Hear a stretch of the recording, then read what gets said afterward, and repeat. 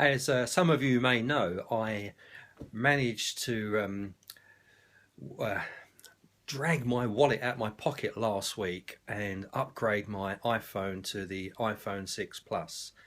I went ahead and bit the bullet and bought myself the new phone. I had been thinking of waiting for some time, being patient, and maybe later on during the year upgrading, but I was in the Apple store last week and temptation was there and I just crumbled. So I have the new iPhone 6 Plus and that's what I'm using to record this video on. And I'm using the FaceTime camera. So it's not the full back camera. This is the front camera on the front screen. But I believe the quality is still very good. Now, first impression. So the iPhone 6 Plus, I asked on Facebook before I went ahead and bought the phone or for some feedback and advice of what people thought between the iPhone 6 and the iPhone 6 Plus. And it was very interesting to read people's responses. And I'd just like to firstly say thank you to everybody that took the time to respond and give me their thoughts and feedback on the two phones.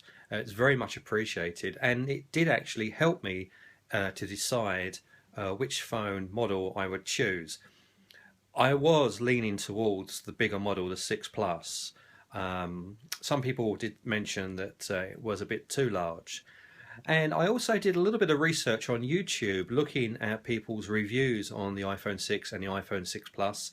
And between both models, people mentioned without a case that the phone, because it's a lot slimmer now, people were finding it was a little bit tricky to hold on to and have a grip, a grasp around the phone, and it was sliding and some people were dropping them.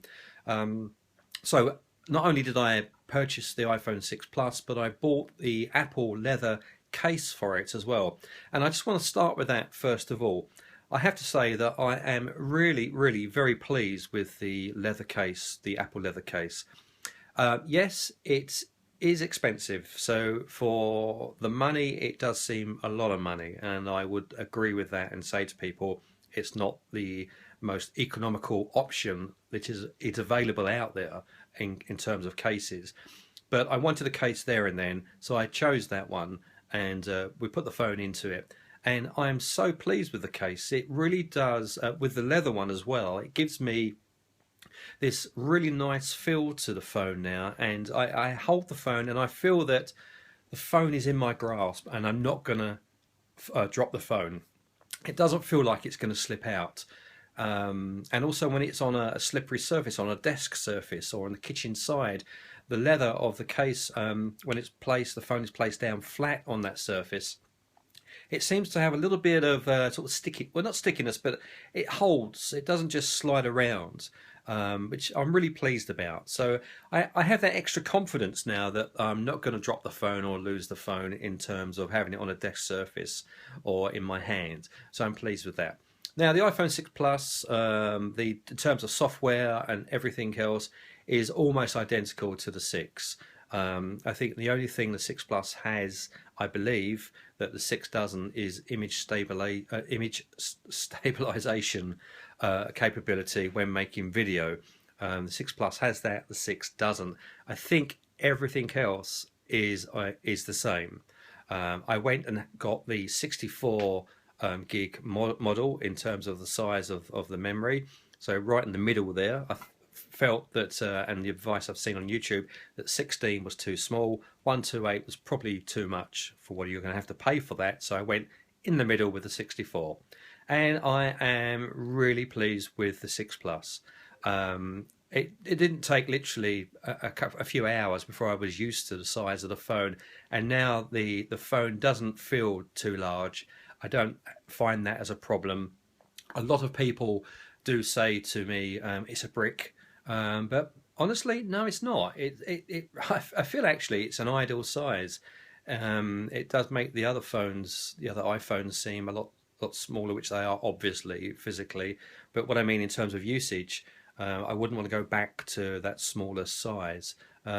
This large iPhone 6 Plus is great. It makes using email, reading emails and things like this, the apps on the phone, so much more enjoyable and easier and more comfortable to use. as I run a business, I'm often on the phone and I'm often checking emails, and that invariably means I'm looking into my calendar to see dates, to check availability, etc. So on this larger screen, it makes it so much more comfortable for me, and I am really enjoying that. The overall performance has many reviews that have already been uploaded to YouTube and around on the net show that the iPhone 6 Plus is a great phone. It is a great phone. I love it. It's great. I'm really pleased that I went for this option. So if you're thinking about upgrading and you're looking at the iPhone 6 or the iPhone 6 Plus, I would strongly suggest the iPhone 6 Plus is probably the one to choose. If you're concerned about it being slippery, then do get a case. There are many different variations of what cases are available. The Apple brand case, I have the leather one. I can recommend that. Yes, it's a little bit expensive, but it's lovely.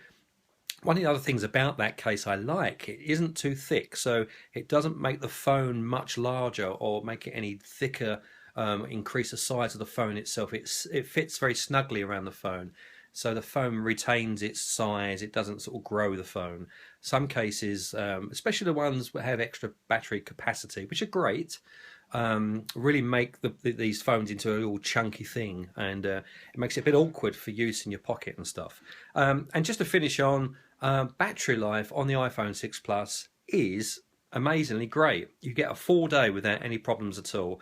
Previously on my iPhone 5, I couldn't get a full day. If I was using it within normal use, it would die within sort of early afternoon, and I have to recharge it. But the iPhone 6 Plus gives me a full day, and I've even had 2 days from it on very light use. So very pleased with the battery on the new iPhone 6 Plus.